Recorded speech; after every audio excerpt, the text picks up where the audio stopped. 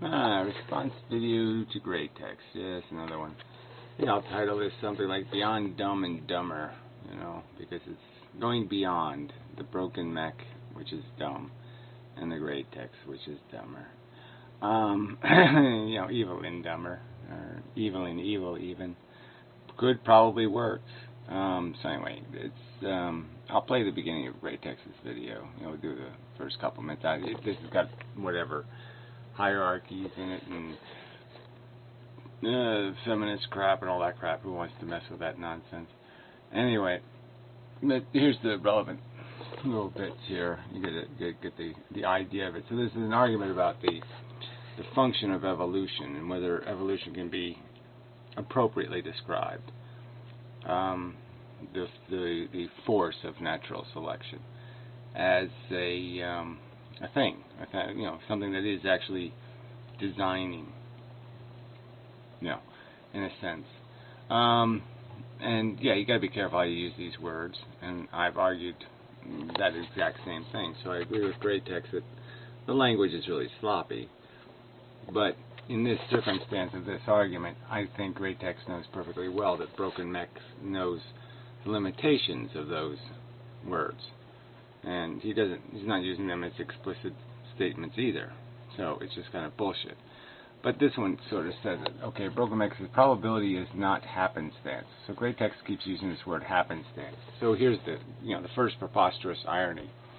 Great Text is complaining about bad language, using words that are not well defined or described, or that are overstating the extent of the control mechanism's authority or something. And then he uses a word like happenstance. I mean, a nonsense word. It just doesn't mean anything. There's no such thing. There's circumstance. There isn't happenstance.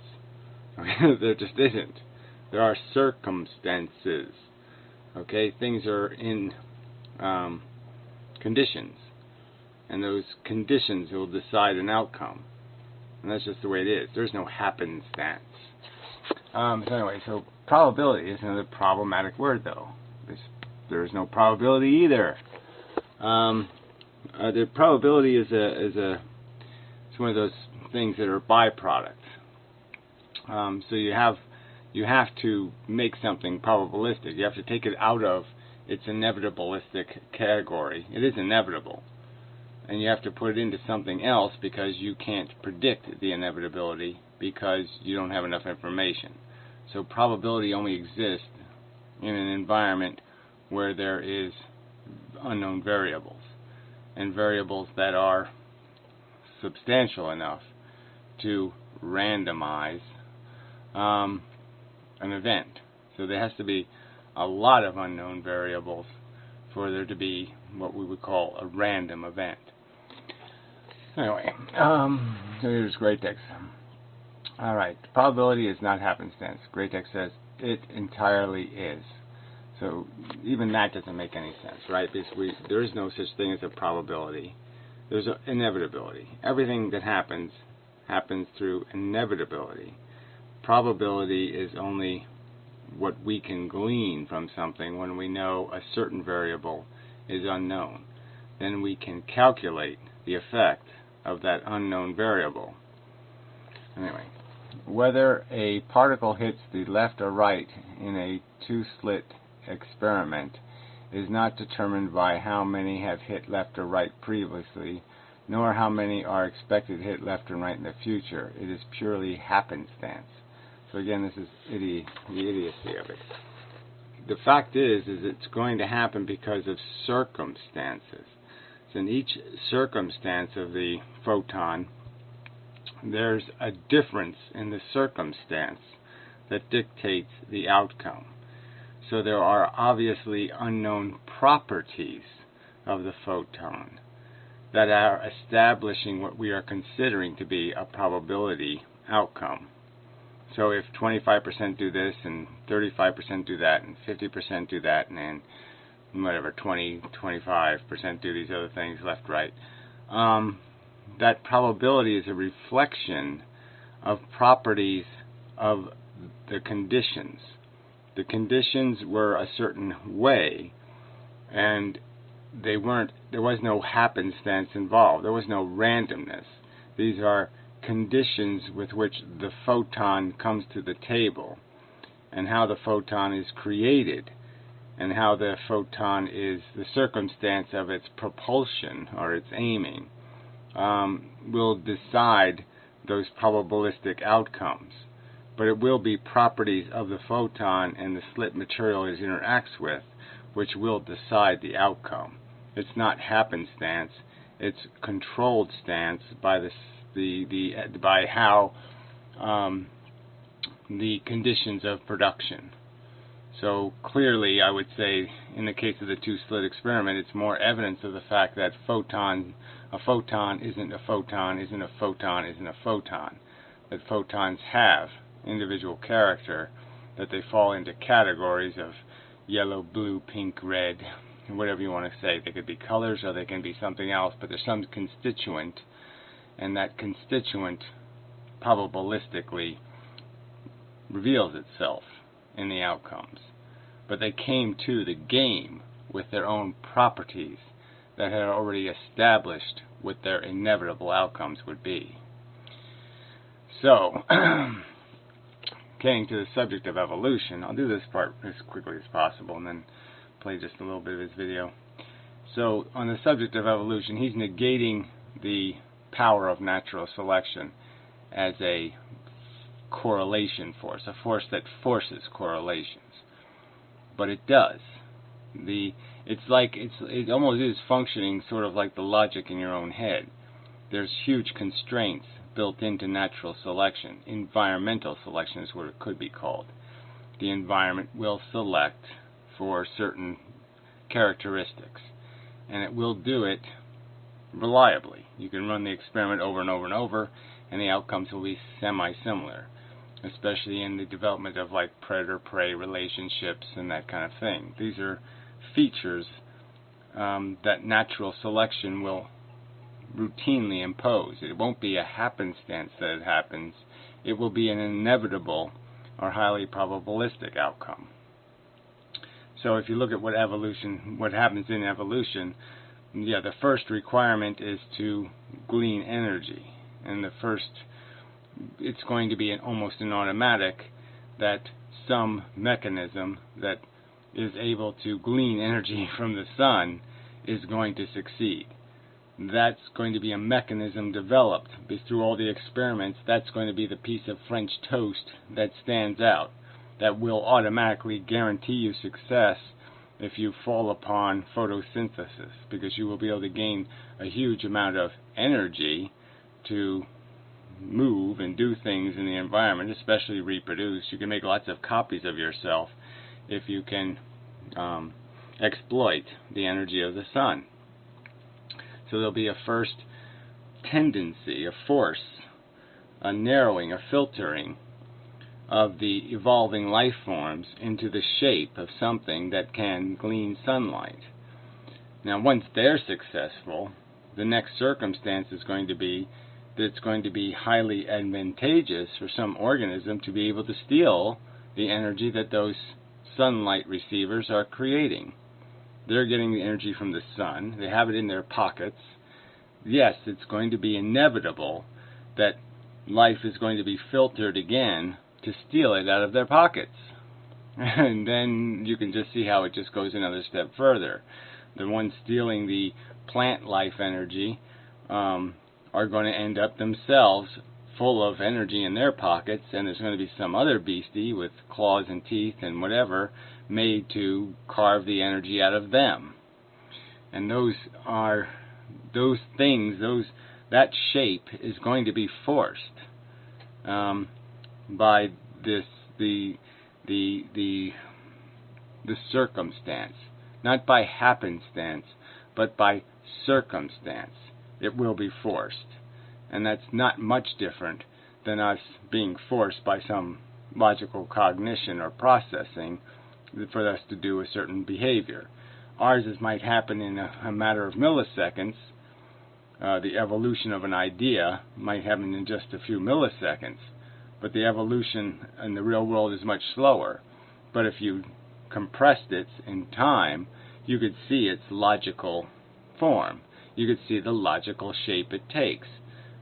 Steal sunlight havers, steal the takers from the sunlight havers. You know, you could see how the mechanism is going to construct this pattern. It's going to repeat itself. Alright, so let's play some of this crap. So, just some comments on the evolution thing. Okay, the people say, oh, well, it's just the language we're using, it's not really meant to be taken literally.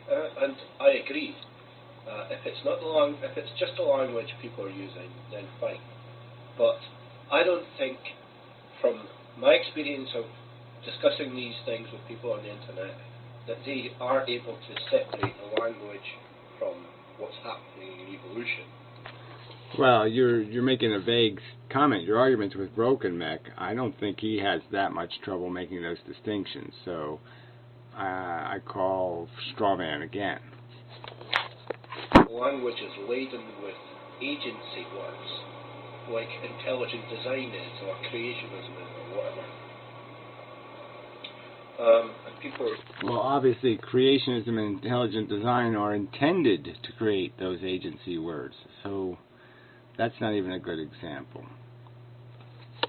Use words like selection, literally, like there's something selecting, other than the organism. Well, the organism doesn't even have any capacity to select outside of its own condition. Once again, its condition has been established by the very process you're saying has no judgment.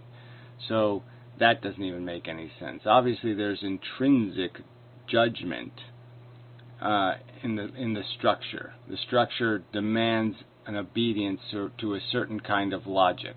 So the logic is built into the structure of the universe. Just as if you shift the sands, the heavy pieces will fall, the bigger pieces, and the smaller pieces will rise. Lighter, heavier. That filtering is just a natural product of the forces. The properties dictate that outcome, and the same kind of shifting in evolution or in environmental selection is the same kind of filtering. It's a legitimate filter, and there's nothing really wrong with calling it a kind of selection, because in many ways it has just as much integrity as any selecting you do through your conditioned response and judgment, which was created by the DNA molecule also. Or it's beneficial, and saying things like beneficial. Yeah, well, that's always 99.9% of the time beneficial in the context of the premise, which is survival. So the game is played for survival of a selfish gene, of a genome. Its survival depends on certain things happening, and the people will judge some part of the process as being beneficial to that end of survival. They don't talk about beneficial in the sense of its quality of life, or whether it's happy, or whether it lives a comfortable life. It's always in the context of beneficial to its survival, to the procreation, the furthering, the maintaining of its genetic existence. Then they're implying that there's something that is rewarding that, some agency in evolution. Well, agency, they're not. I don't think that argument's being made. But the not agency, but the fact that there's an agent, the fact that that gravity is a sense an agent, the fact that thermodynamics are agents, the fact that the properties of the elements in the periodic table, each having their own properties, it's sort of an agent. It's sort of an imposer of conditions. It won't allow certain things to happen. All right, elephants aren't going to grow wings and fly because the agents won't let it happen. Isn't there? And things like in order to, implying that there is Again, like you do something, or biology does something in order to do something else. Like biology can plan. Yeah. Well, I don't. Again, I think it's a weak argument. I don't think anybody in this community is making those kinds of arguments. So I think that's just bogus. You're just creating straw men, creating an artificial argument, and I think you're fundamentally wrong to think these are the bogus words.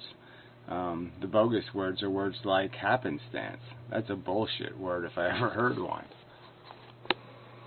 Like DNA is doing something in order for what? Why is DNA doing it? There's no why. There is no why in evolution. Okay?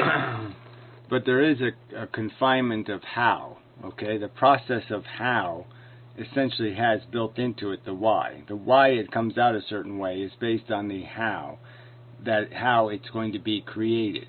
And it's the how filter that creates the perception of a why result.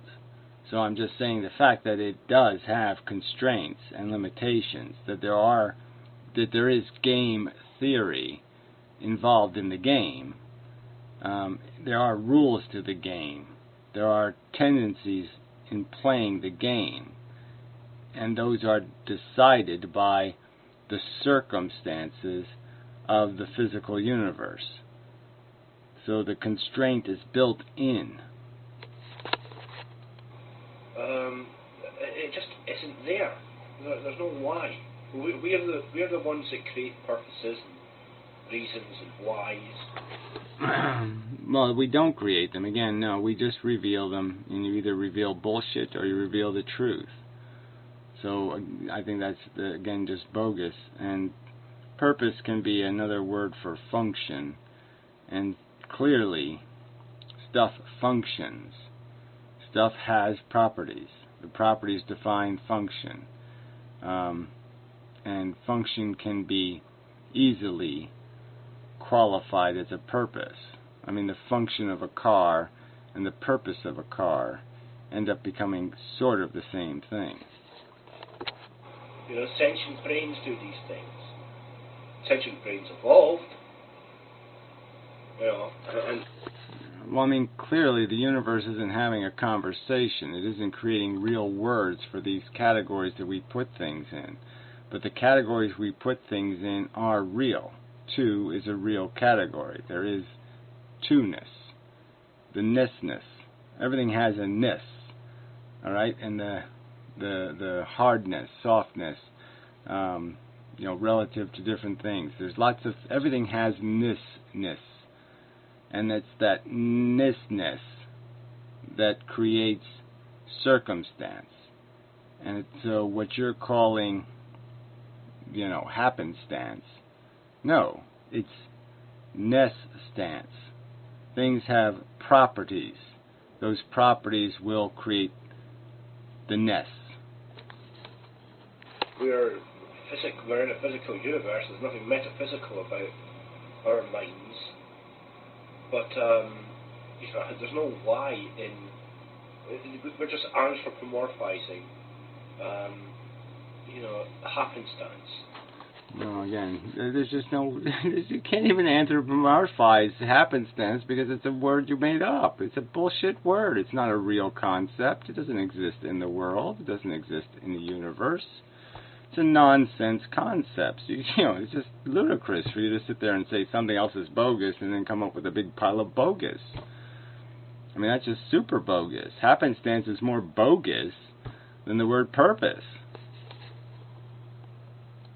Because we can plan, we can reason, we can have a why, then obviously if we see things happening that look causal, then we're going to apply all these things to them.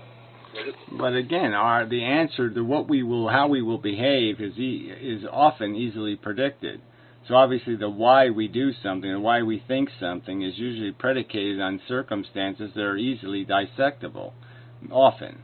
And what's easily dissectable are the circumstances of natural selection. So there's a clear correlation between how we process the universe and how natural selection forces the universe to be processed, how the constraints of the constituent forces will obligate certain outcomes, inevitably. It's anthropomorphizing biological processes. Sexual gratification isn't there in order to procreate. Well, again, he's not saying it is. He's not saying it was preconceived, this connection, and now the preconceived construction was built. What he's saying was the river flows downhill, and the downhill fact of the gravity here that's going to force the water downhill, the gravity thing that's going to make it be inevitable, is the fact that reproduction is the primary function of the molecule, and the only way something stays existing in the biosphere is that it has to play the survival game. And to play the survival game, you must correlate positives with reproduction. You must find reproduction if you're going to have some kind of motivational mechanism in the device. That motivational mechanism must have a way of finding the end result of reproduction to be part of one of those positive motivations. If it was a repulsion, it wouldn't exist. It won't survive. It would be like water going uphill. It's not going to do it. It has to flow downhill over time. Sexual gratification is there because it increased the likelihood of procreation. Okay, well, it's not there because of that. It remains because of that. Yeah, well, this is just an unnecessary distinction, but fine. I mean, the fact is the correlation is demanded, and it's not just some sort of happenstance that those two things are related. They were pushed together. They're not related for no reason. They're related because over time there was no other funnel. The funnel was going to force them together. And again, I could argue that all your thought process, all this stuff, all of it has been the same constituent way has been created. I could almost argue that if I move my hand from right to left, or left to right, or whatever, to you, that the subatomic particles may actually at some point be going in the opposite direction. There may be points when my hand is moving this way that parts of my hand are moving that way and down in all kinds of other directions. But the truth is the constituent, the substance, the majority, has been in that direction, and that's where it ends up going from my perception. But it itself didn't actually do that. It itself might have gone here, here, here, here, here. It might have gone in a lot of different directions, but it primarily went in that direction. And that's all somebody's establishing here, is that there's a primary, necessary connection between motivational mechanisms and activities that are going to be conducive to survival of the genetic code, which will require procreation, because your code you will die, and if you do not leave another copy of your code behind, your status will discontinue. Your lineage, that is now billions of years old, will end. Alright, that's probably enough. But yeah, I mean, the semantics, playing semantics games, being rigorous about the use of language when you throw in a word like happenstance, is just plain stupid.